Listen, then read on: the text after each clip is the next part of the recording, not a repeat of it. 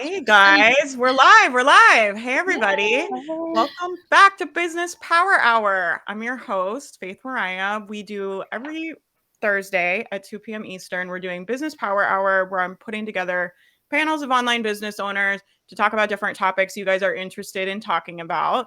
If you guys have any requests for topics, put those in the comments. I got a few from last episode too, but we're starting to recruit for like the next 90 days for speakers. And I need to know who do you guys want? Who are you obsessed with? Who's like the best? Put it in the comments and tell me what topics are you dying to hear us talk about? Like, what do you need help with? What do you hate about your business right now? Tell me that and I'll make something to help you. And we'll fix it for you. What a great thing what a great service we offer around here. I love that. Yeah. So everybody put that in the comments and I'm going to have our panel introduce themselves. You guys go around, tell everybody who you are, what you do, and all of the things. And then we'll go ahead and get started. We're going to talk about all things memberships, which I'm very excited to talk about today. I'll start. Perfect. Okay. You guys all start shy and then by the end, everybody's like talking over each other. I'm not usually shy. I just try to like make room for other people. So yeah. I'm Larissa Russell of Creative View Business, and I help women align their heart-centered businesses with their ethics, values, and life goals, because we often get swayed by all the things that we think we should do, and it really doesn't align with how we want to do things. And so I help women get back on track with that. I love that. That's amazing. I think, and I say everyone, I'm Monica Monfrey-Scantlebury, the founder of Monica Monfrey Consulting, as well as the Make Caviar brand. And I thought partner with legacy creators, with impact makers, all around how to create community where their members feel like they belong and where they're a part of a movement. And really the focus here is, just how do we show up? How do we make people allow people the space to be who they are, be fully who they are, whether they're online or in person. Perfect. Awesome. I'm Sandra DeFreitas. I am the owner of EngageGroups.com, and I have been creating memberships since 2005. Oh my gosh. So I was longer than me. I feel like old. I've had a membership forever, but you got me like beat. I started building memberships way back in the day and consult. So I was building them and then designing them and then coaching on them. And then in 2016, I had someone reach out and say, can you please come and help me with this big launch? And it was for a membership course. I was supposed to be there for 3 weeks. I was there for over 2 years, and I coached their high-end program. I coached their high-end coaching program for a year. I coached the course 3 times. And since then, I have been developing and helping entrepreneurs with their communities, both free and paid, and also creating their recurring revenues so that they can, take a nap in the middle of the day and not worry about it, or go on vacation and not worry about it. I love that. I can't wait to talk to you. Oh my gosh. I'm like, tell me all the things. I would love to hear from you guys. Something I get asked a lot is like, I have this idea.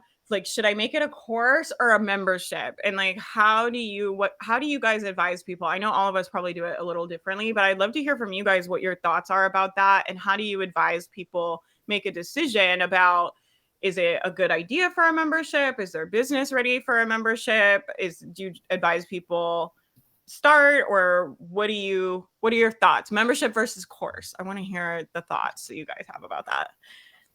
I can definitely chat about that. So that's a question I get often. Yeah. And what I like to say is, how quickly do you want people to get results?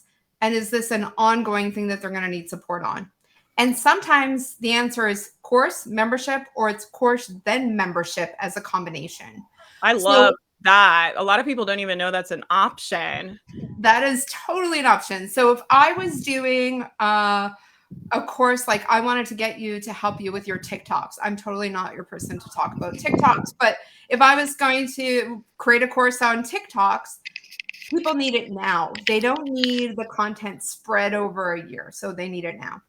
But if I was going to create a membership where every month I'm giving them something that they need for these TikToks, like let's say these are the top hashtags, these are the top audios to use, whatever, like I'm doing the research, I'm taking the work out of their hands, that could be a membership. Now, I could have the course and then sell everyone from the course into the membership.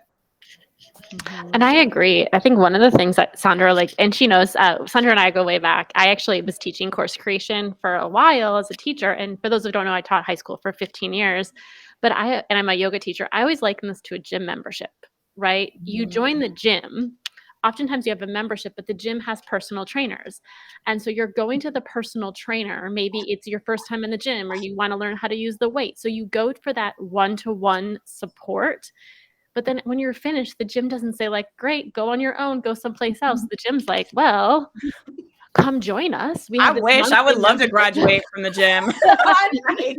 Right. But the gym doesn't send you off. They're like, hey, now that you've done this, what if you did this? They give you your maintenance. And I always think about memberships after courses. I consider them maintenance, right? How do you keep people inside of your circle? And I know as somebody who's newer to the online space, I've been in the space for 3 years, but oftentimes we want to go towards this membership, but we haven't yet created our audience or our community versus having a course where you can practice teaching, practice seeing the gaps in your learning, and then you have people who can go into your membership. So I'm always a fan of the gym model membership version. I think they both can work. Everything works, right, when you do the work.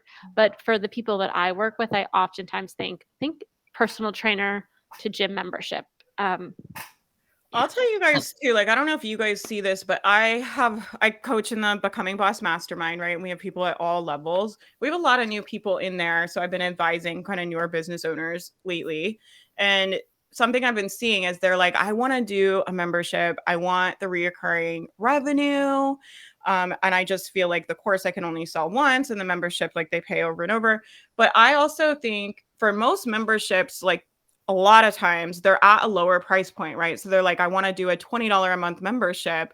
And I'm like, okay, well, how much money do you need to even break even? Because I think something people don't think about with the membership is like, for our team, for example, we do lots of live calls. Well, someone has to make all the Zoom links. Someone has to coordinate all of the scheduling. Someone has to put the replays in the portal.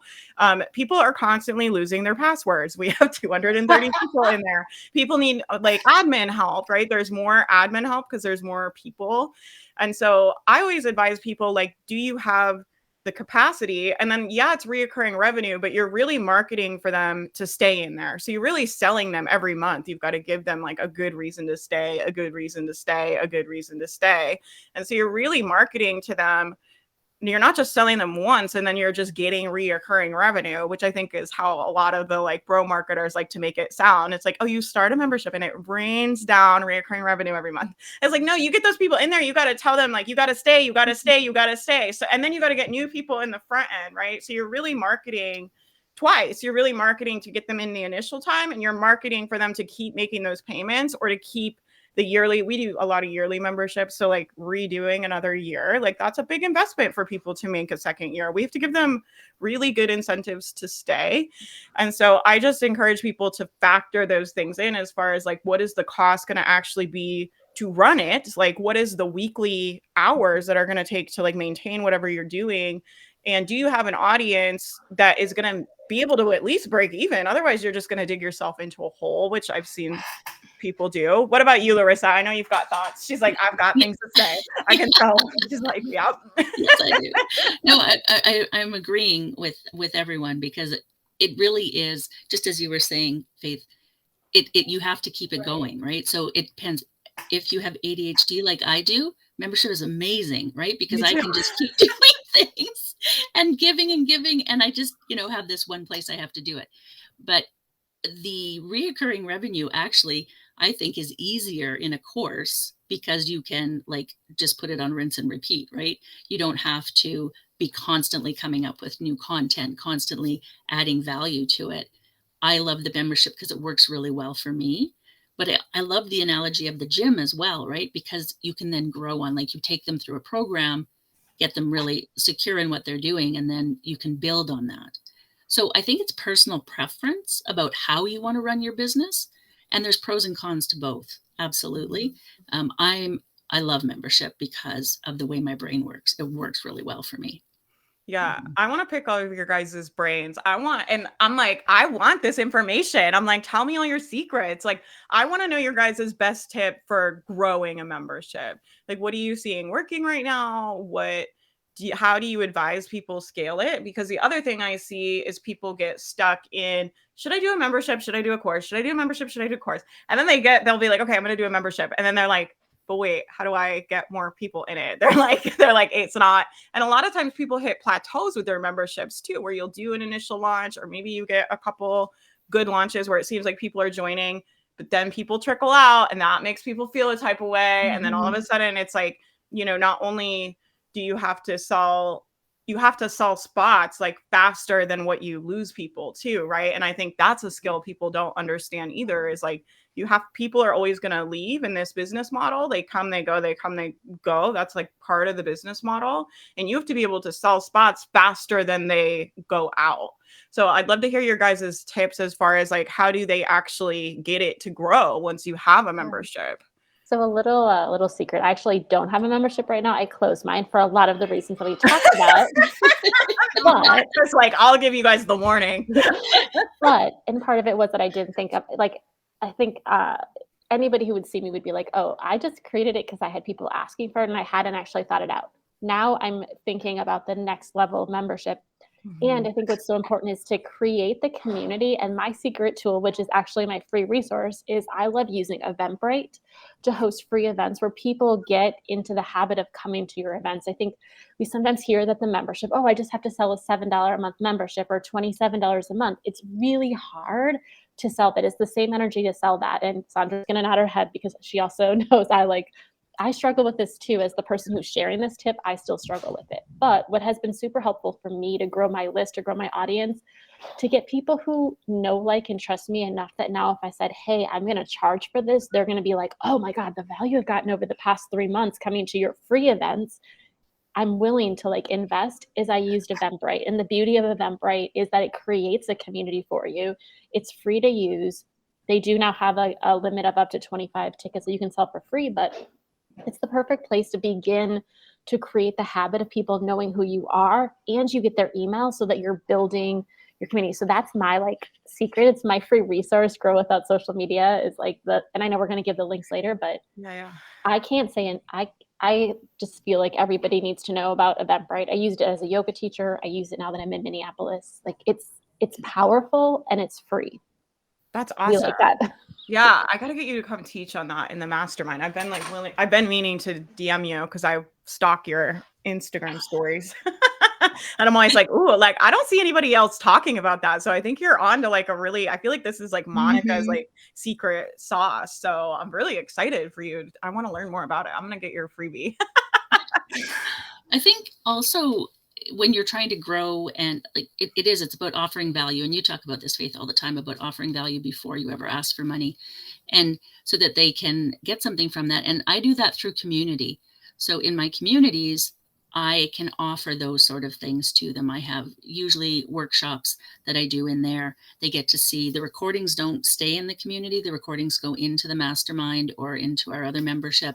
So it depends, how interested you are in it, but it gets them to see how I relate to people, how I teach something, what sort of value that they're getting from it. And community is really good for that. Yeah, I think community too, when you have a membership, like being a great community leader is a huge benefit, I think. What about you, Sandra? What's like your number one tip for growing?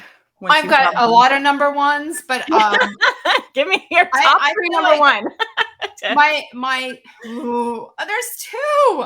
Okay, I will give you a quick one. Okay. One, think about the retention before they leave. So, yes, it's like stop the bleeding. The retention is huge, and a lot of people will go into a membership and like, this is what I'm like. They don't even think that they're going to leave at some point, right? People join masterminds, commit for the year, but leave 2 months later. Like it happens, right? So retention is a big thing. Start thinking about that right away. My number one tip for even bringing more people in is to run a challenge. I feel like with a challenge, people can see who you are, how you teach. You're going to give them activities, homework, tasks, whatever you want to call it, for them to do. And that's where they're going to see their progress. That's where they're going to see their wins. My best challenge was July 2020. I had almost 1,000 people sign up for it. We did. Wow. Oh my gosh, that's so cool. Yeah, we did 15 minutes. I give them like, if I'm going to give you an activity, it's going to take tops 15 minutes for you to do.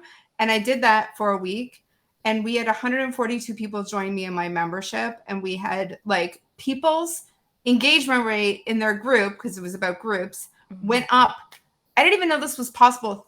3,900%. 3,900%. Like, that's crazy. But it was just like, let's focus on this for a week. And so so many people came in because they loved the energy or what I was teaching. But what's really, really important is that people need to feel safe, whether they're in your free community or your paid community. And that's where you're going to get a lot of the retention too, because if someone feels safe, they're not going to want to leave. If someone loves your membership, but then you make them feel like this big, they're leaving or they're planning their exit, right? So yeah, I love the challenges for growing memberships too. And we've had a lot of luck growing mine like that too. And I think part of the reason is we give them like a taste of what the community is like.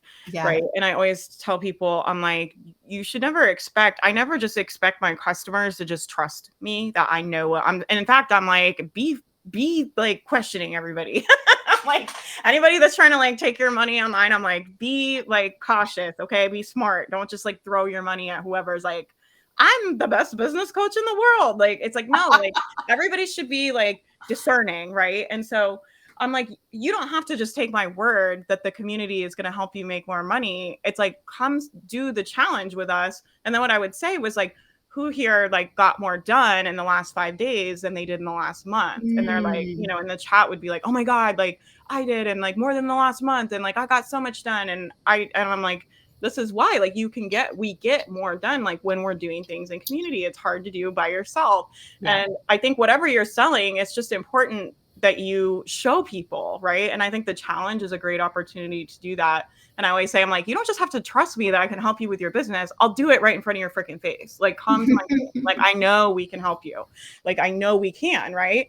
And so I think the challenge is a really, really great opportunity for memberships. For course, we use it for selling all kinds of stuff, but just to get people results ahead of time, because we don't want people to just be like, oh, slick marketing, like, let me buy from you. It's like, no. Like, make sure people can help you. I'll prove it to you. You don't have to just trust me. Like, I'll get you a result before you ever pay me. And that's what I really love about our launch events that we do that are kind of like a hybrid, I guess, of like challenge, live launching, workshop, webinars. I don't even know what they are at this point. Whatever Faith feels like doing that week.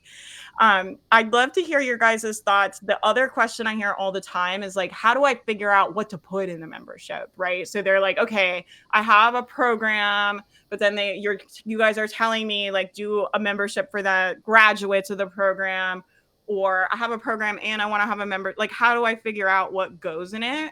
What is your guys' advice about like, what the heck do you put in it? I'm glad you. I feel like we all have this one. Do you want the failed membership owner to go first and then the one who's going to start it? Because I think the problem is that a lot of times people start a membership for the money, but don't think about this question. And I remember when I was doing my membership, which was beautiful, brilliant. Like it first started with like we're just going to do 2 monthly live calls and you're going to get a resource. And then I started to be afraid it wasn't enough. So I was adding in more stuff, one-to-one calls and this and that. And oh my gosh, by the time the membership ended, somebody said to me, like, I don't know why I would join your program because it's all inside the membership. And I was like, point taken. Really great feedback, right? And so I think when you decide what you're going to put in the membership, and just a lesson from someone who failed and then is going to start again, is we don't have to give everything inside of our membership. That's my like biggest point. And also as a curriculum writer, and I know that both Sandra and I'm sorry I'm forgetting your name, but they have so much with Larissa has so much to say. But the key for me is whatever you decide to put in with it, stay with it. Like, don't be wishy, like, don't feel like you have to add more without really doing an analysis of what's working and not working in the membership. Yeah. That's really good advice. For ours too, like I have a couple of memberships because I have a healing business as well as the business. And now, because it's changed over time, because I did the same thing, I did all these, and then it was like, I needed to add more. And it's like, it wasn't sustainable for me. Now I very much do what I need. So on the business side, we have a lot of planning and work sessions where we come together and do things because I need to get them done. So like, let's do them together. And then really I only have to come up with like one workshop a week and that's it. And the rest is all like, co-working or a planning session, or, we're working on our social media together, things like that. And I did absolutely steal that model from Faith, I'm going to tell you, because it was exactly what I needed. I didn't make it up. So, I mean, I probably stole it from somebody else. And then on the healing side, in our membership there, it's about going in deeper and healing. And so it was like, what do I need? Because I can be working on the same things at the same time. And it's an amazing model because I don't feel like I have to be doing more. I don't have to like block out time to be doing things. And yeah, it works really well for me to do that. Yeah. Base it on what I need. Faith, my freebie for everyone, it's actually a paid product that I sell, but I am giving it away to your audience. Tell me more. more. I'm like the biggest freebie hoarder, so I really do go. Oh well, you're gonna freebie hoard this to death. It is my 80 plus deliverable ideas for your membership. Ooh, that's a good one, you guys. Oh my gosh. So we just started selling it separately. It's actually part of one of my courses, but my people who took the course were like, this alone is worth more than the course. What are you doing? So that's engagegroups.com/Faith Mariah. That is your special link. Ooh. Please do not share that publicly. It is free for all of you. But one of the things that I feel, so I've had failed memberships too. Like I feel like you need to like get your hands dirty and see the failure before you can teach it.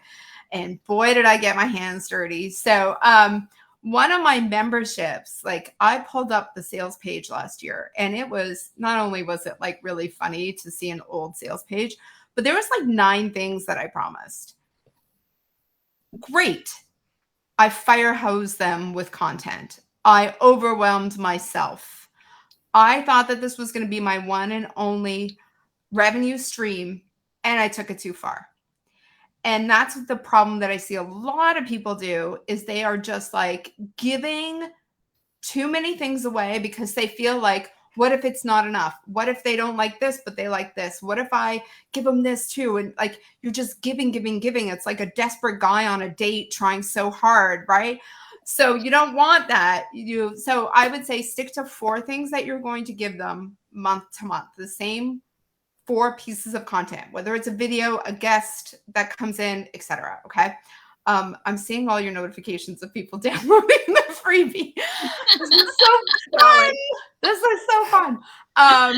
And if you do 4 things, okay, and then add on things as bonuses, and in that list, I give you ideas for bonuses that you could offer whenever you feel like it, on a special anniversary or birthday. Maybe you do it for retention purposes so that you can retain more people over and over again in your group. Okay.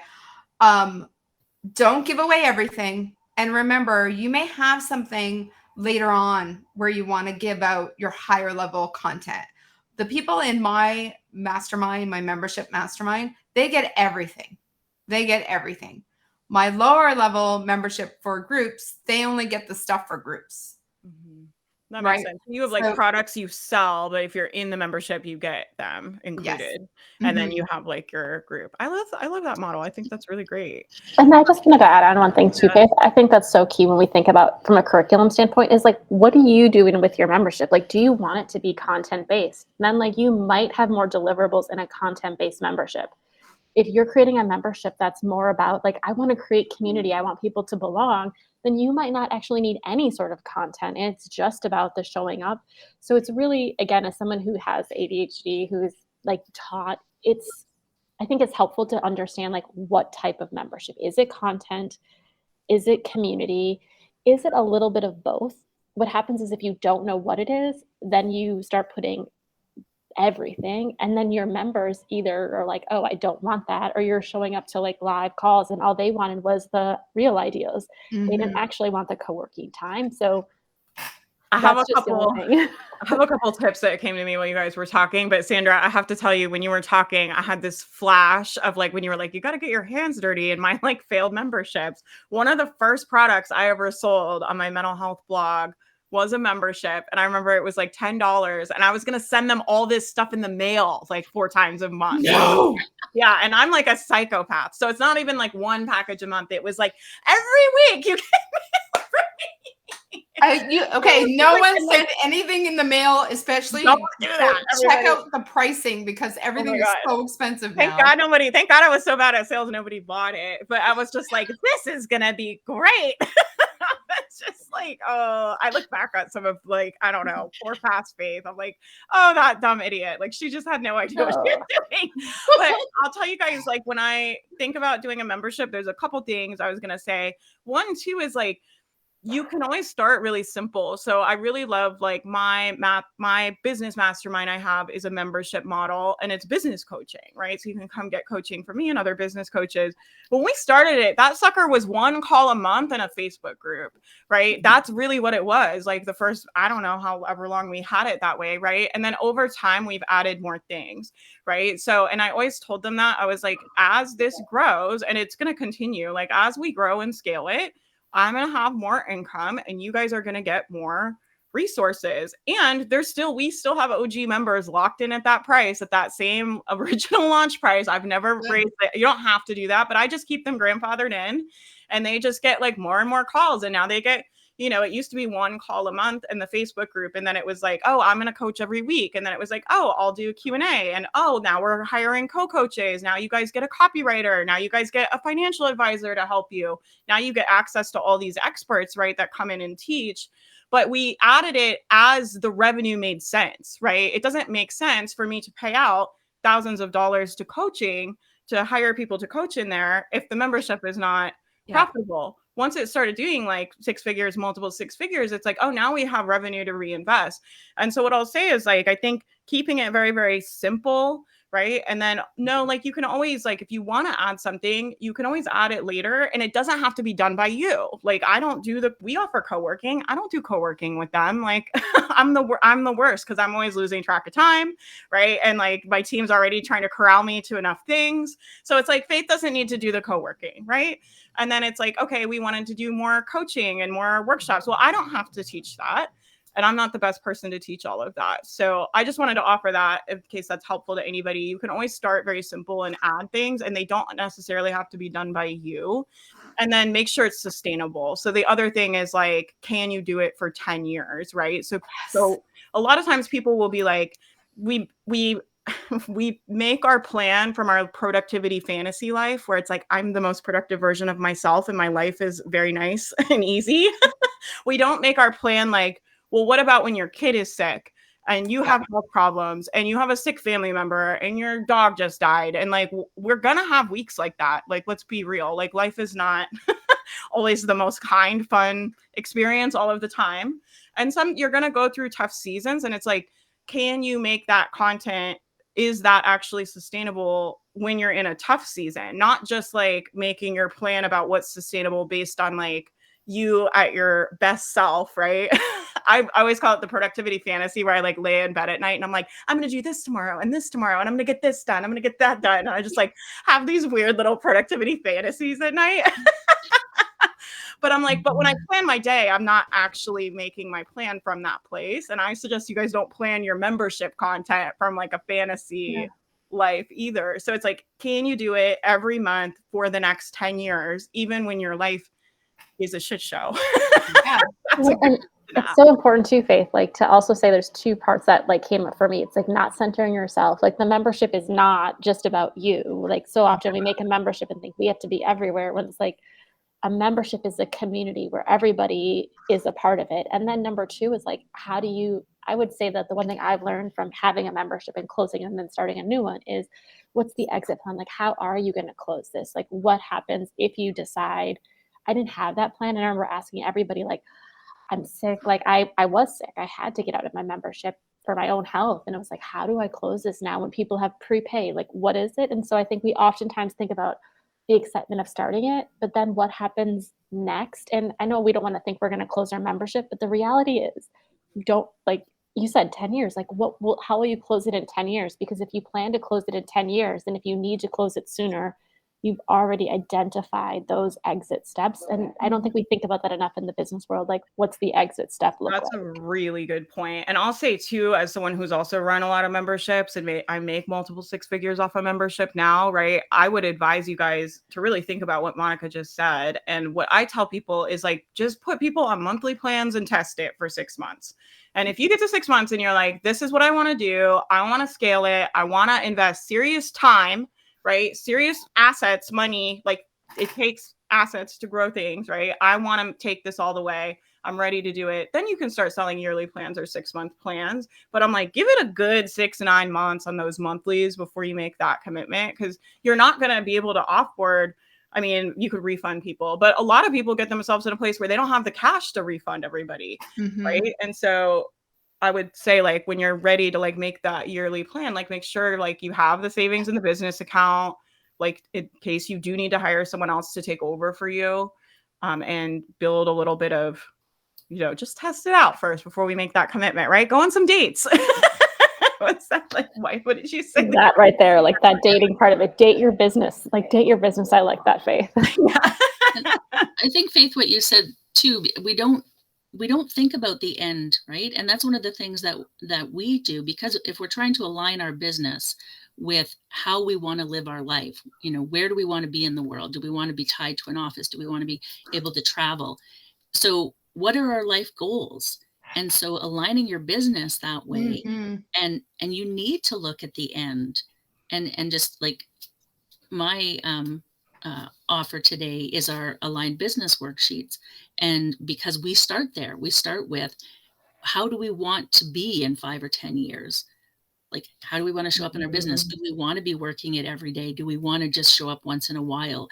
Do we want to be working 40 hours a week still? It's completely up to you, but you need to build your business that way. And so I think that's really important that you do that. Yeah, that's a great way when we're talking about too, figuring out what's going to be in it, is like, do you want to have to be live on calls? Like, I love being live on Zoom with my community every week. I love it, right? Not everybody loves that. Like, lots of my friends are like, you're out of your mind. They're like, there's no way I would get on a Zoom call for 2.5 hours every week with like all these people. Like, there's just no way. I'm like, but for me, it's like my personality and what I would like to do and what I want to do. I'm like, I can't believe I get paid to do that. That's insane. Like, I just love it so much, right? And other people are like, they're wanting time freedom. It's like, if you want time freedom, don't start a membership where you're doing calls every week all the time, right? And so I love that idea of like starting with like the end in mind, what's going to make sense for you, and what's going to be sustainable too. Because if you make a membership that doesn't go with your lifestyle, we're going to be looking at probably offboarding people sooner than you had thought, right? Yeah. Faith, one thing that I think people also do from the beginning is they offer a lifetime membership. Please do not do that to yourself, because what does lifetime mean? It is very vague. If you talk to any lawyer, they'll slap you on the hand for doing it, because whose lifetime is it? Is it your lifetime? Is the lifetime of the client? Is the lifetime of the membership? And it's so vague that people sign into these and there's a problem. Now, back in 2010, there was a man, or actually it was 20, wait, go back. You have a good memory. I'm like, I don't even remember what I did yesterday. Oh, I love numbers. I love numbers. It was I could see you doing like little math in your brain. You're like, I am like a walking Excel sheet. Like, I'm always doing formulas. So it was about 2001. A man by the name of Thomas Leonard. He is the person who started coaching. He started the coaching world. He told his team, in a newsletter. They found out in a newsletter.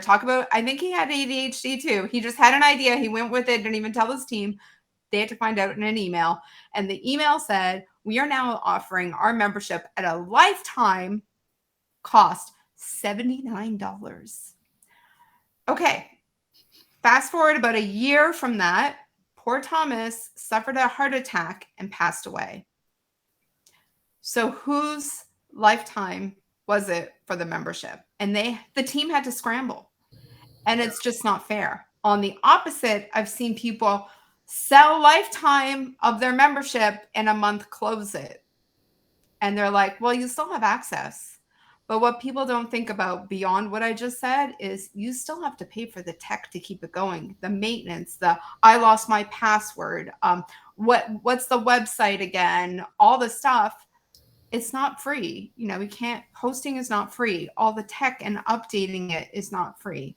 So please look into my eyes and tell me you will not offer lifetime memberships, please. I'm begging you, just Please, don't. it's a mess. And it's also not sustainable. Like, really, if everybody has a lifetime membership, where's the income coming from, right? Like, it's that monthly revenue, a year at the most, right? Because you want to keep it going. That's the whole idea about a membership is. Yeah, we do year memberships, and I love that because we bring them in on a month. I'm like, you can make sure. Some people just are a little gun shy about wanting to hire me for a whole year, and I understand that. So we bring them in on a month, and most people end up converting like pretty quickly because they're like, I'm not leaving. It's going to be cheaper to pay, and the bonuses you get when you join for a year are just like insane, like the access that they get and everything. And that's worked really well for me. There's lots of different ways to do it, but I would just say, like, if you're not sure, don't pull out the yearly membership. Again, let me just like reiterate that for you guys.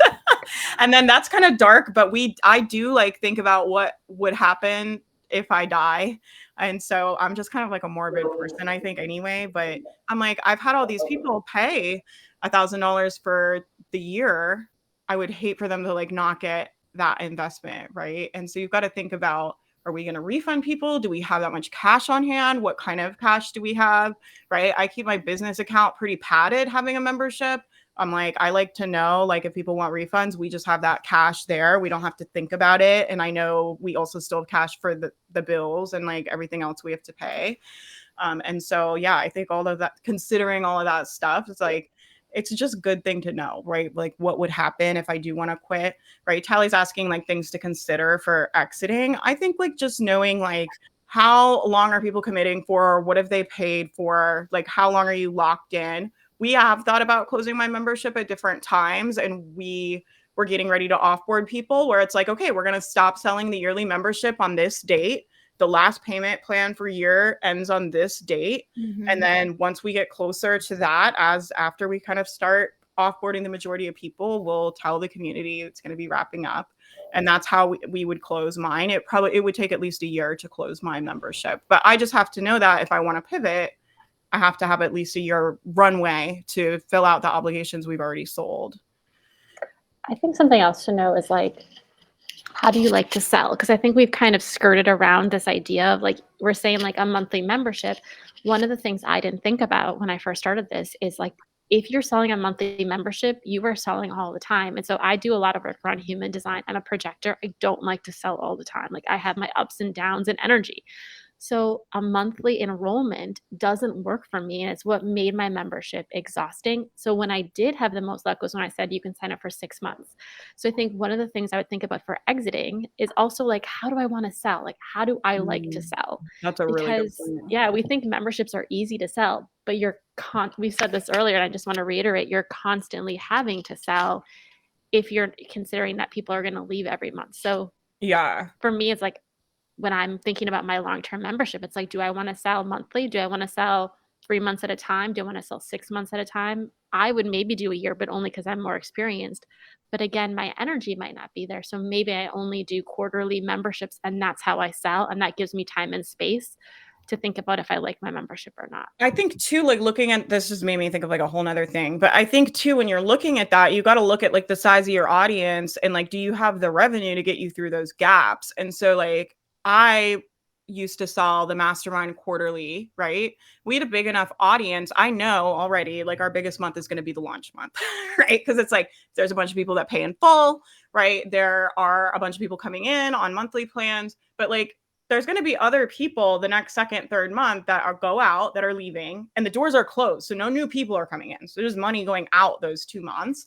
And it's like, do you have a big enough audience and a big enough cash reserve to like get you through that gap? Are you going to sell something else the second and third month? That's what I used to do, is we would launch quarterly. And then the second month of the quarter, I would open my small group and we would sell the small group for the next quarter. And then usually the third month, if I wanted to bump our revenue up, I would do an affiliate launch or pull something out and sell something else that we have kind of like laying around.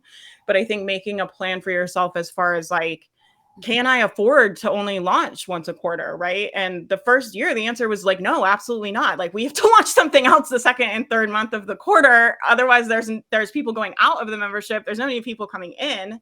And we need to bump the revenue back up. The second year we ran it, we had more people. We were able to just run the quarterly launches without so much stuff in between. And now I kind of dabble like with both, where it's like I have so much stuff that we're doing in there. It's like I feel like we have, like we're putting together a Black Friday bonus. It's like insane. That's going to come out in September. And I'm like, we have to open it and like let people get it. I'm doing all this work to like make this new program for them. And it's so good. I really should be selling it. So I'm like, we have to at least sell it to the mastermind, even though we just did a launch. I'm like, it would be crazy just not to open it. And so now I kind of do the quarterly launches. And if there's some fun reason we want to open it, we do. But I think considering all of those things, it's like, it's hard if you've never managed a membership to even think about that, right? About like, how often are you going to open it? Is it open all the time? Or is that going to be exhausting? And I think it is hard. We've had it open all the time and it just totally drained me. Like what you were saying, Monica, it just didn't work for my human design type. What do you guys get? I want to get your guys' tips about retention before we run out of time. What are your guys' tips for like keeping people in there? We kind of talked around that a little bit too, but I'm sure you guys have some great like pro tips about like, how do we keep them paying like month after month once they decide to join? Yeah, for me, it's really about value, right? It's like offering them what they need. And I'm not saying like giving more and more and more, that I, am using all my resources, but why are they there? And make sure that you're constantly delivering towards that. Don't have something that is like, okay, once you're done this, you don't need me anymore. You're always growing on it. And so they want to stay. Plus the community. Community is a huge part of it. A lot of people will stay just for the community, even if they no longer need the resources, because they're getting so much from the community. And I think that's really important. Yeah, I think community is very valuable to people right now. At least that's what we've been seeing too. Like we've had people say that too, that they stay in the mastermind just because they're like, I just can't imagine not having access to everybody anymore. Mm-hmm. Yeah. What about you, Sandra? You have any pro tips about how do you keep people to stay in there once you get them? Well, I just want to say that the thing about the community, it's like summer camp, like everyone goes into the first day of summer camp kind of nervous. They don't know anyone. And by the end, there are so many tears and everyone's kicking and screaming. They don't want to leave. This is the adult version of that. We don't want to leave a community once we're like really bonded with them. One of my many retention tips is when you have a monthly membership, usually by the third month, people are starting to look back and say, did I get my value? Is this worth it? I'm seeing this on my credit card 3 times now.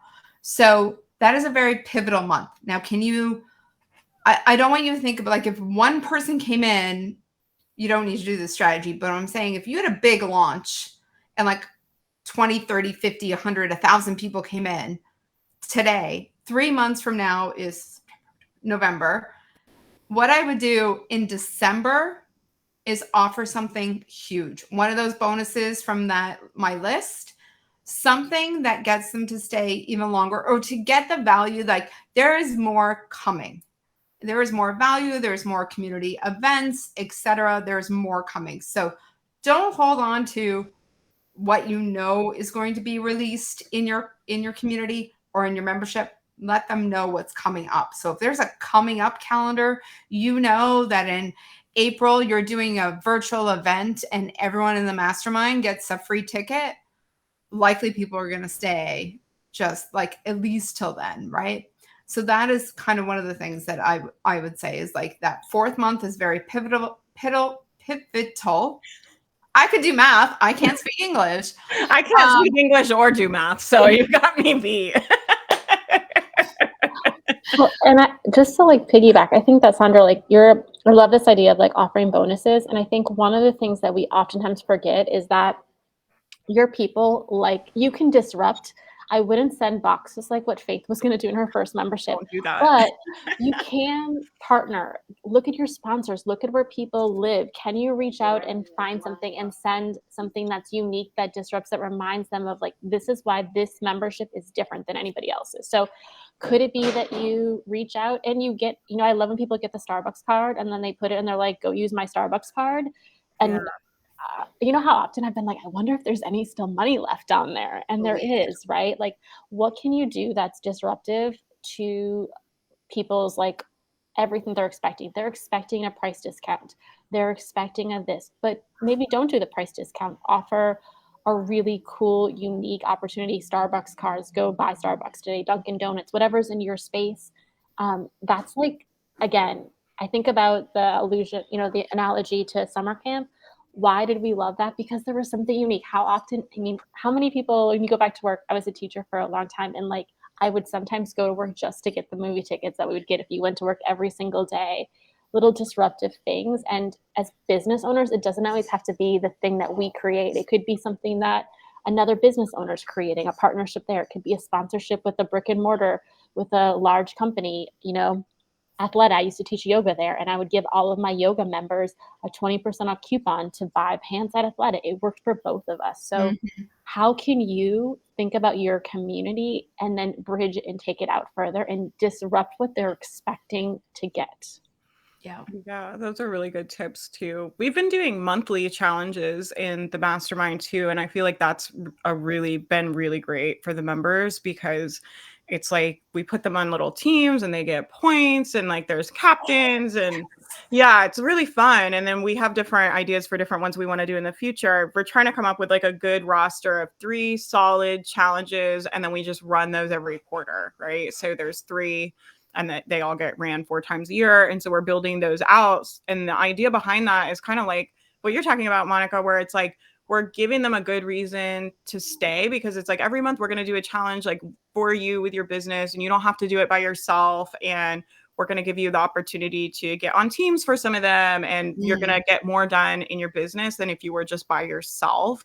And it's not a ton of work for us to like create it, right? I make the challenges, but then I hand it off to my team, and I'm like, hey, every quarter, the first month of the quarter, I need you to schedule these posts to go up. I need you to send these emails, right?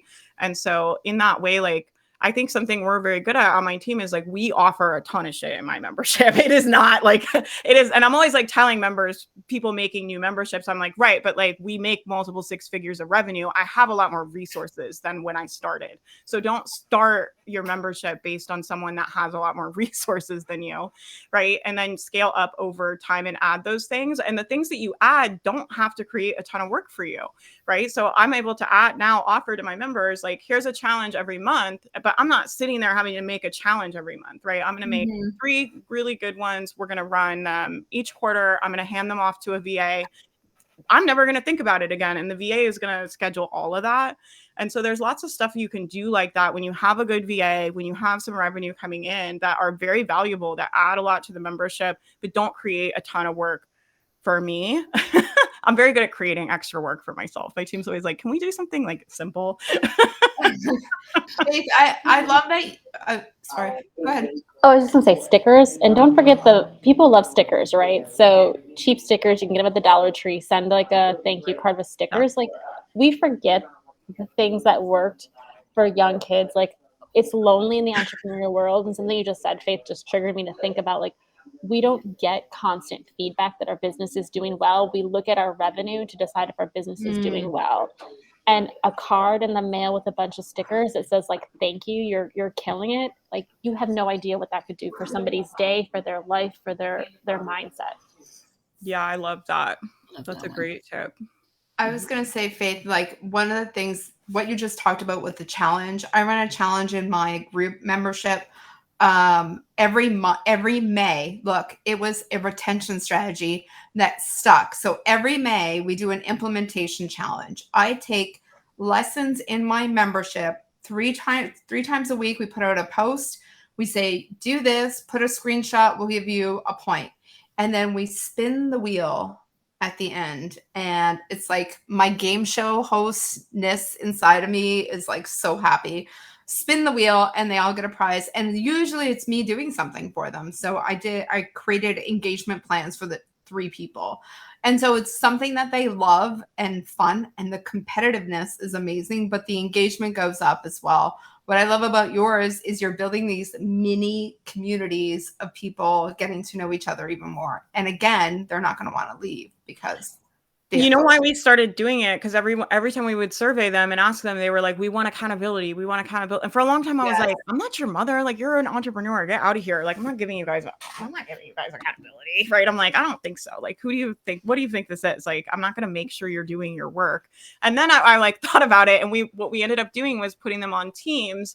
And so they get points if they do certain things in their business. And they're all so like bent on like not wanting to let their team down. Yes. They will go to like hell and high water to get those points. Because they're like, if I don't get all the points, like I don't want my team to like let my team down.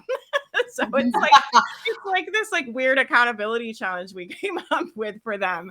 But it works really well. If anybody wants to borrow that, borrow that idea. People love it.